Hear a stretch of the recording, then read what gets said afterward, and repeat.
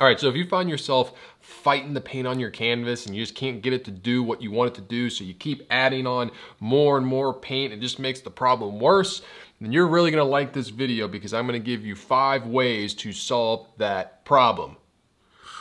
All right, welcome to Paint Coach. My name is Chris Fornatero and I'm here to help simplify oil painting so that you can get better faster. Now, just for reference, pretty much all of the paintings you see me do on my channel are done a la prima or wet and wet, or kind of all in one sitting. Some might be 2 or 3 sittings, but the paint's never fully dry. Like, I like working wet and wet paint.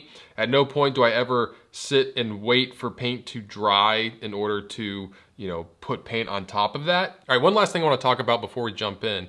I know this video is about trying to get the paint to do what you want it to do. And I know a problem that's kind of attached to that is color mixing and getting color to do what you want it to do, and to getting the right color and not letting your colors get muddy. And since I'm not going to be going over color in this particular video, I just want to let you know that I do have the color mixing video from my Foundations of Oil Painting course available for free. I'll put a link to that in the description below. So let's get going with my first tip, which is working thin to thick. All right, what does that mean exactly? That means when you first start your painting, you're using your paint thinner to thin out your paint. Not medium, paint thinner. See, paint thinner evaporates pretty quickly, and that paint's gonna set up pretty quickly. Now, when I say set up, I don't mean completely dry to the touch. It's still gonna be wet. But even in, 10 minutes, it's gonna set up enough that it's going to be easier to build on top of. And a lot of times when I am starting out my paintings with this thin paint, I am in the blocking stage of the painting.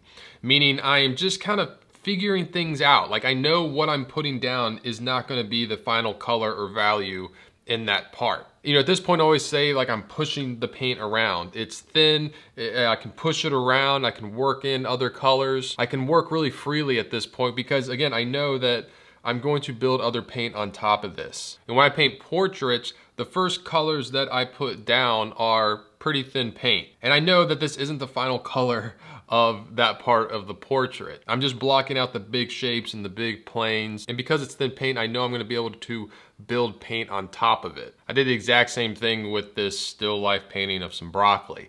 I first just blocked it out in 2 values, light and dark.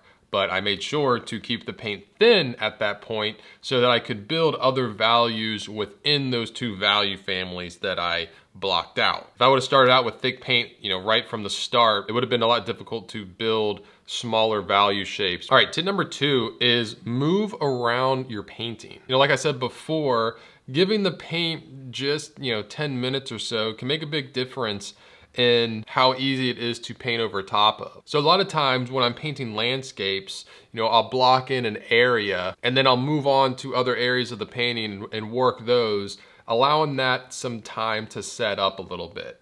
Again, it's not gonna be like completely dry. You probably won't even really be able to tell with your eye or to the touch, but when you go to put more paint on top of it, you will notice a difference. All right, my next tip is work dark to light. It's a lot easier to lighten paint as you go opposed to darkening it. Like, if you have an area of dark color on your canvas and you want to lighten it up, it's not that difficult to add lighter paint into it and lighten that part of the painting. Whereas the opposite, if you have a really light area and you need to darken it or put something dark on top of it, it can be pretty difficult and it requires a lot more paint to do that. That's why, for example, in this still life that I did, when I blocked out everything in just light and shadow, I still made the light areas the darkest light that I could because I wanted to work dark to light. Also, going back to a previous tip, at this point in the painting, when I did this blackout, all the paint was relatively thin. So when it came time to add more paint, most of the time I was just making the paint lighter. Now for this tip, things aren't gonna go perfectly all the time. Like, you're not gonna have like a perfect progression of dark, lighter, lighter, lighter, lighter, and just get lighter as you go. You're gonna paint out your darks too much and have to go back in and reestablish some darks.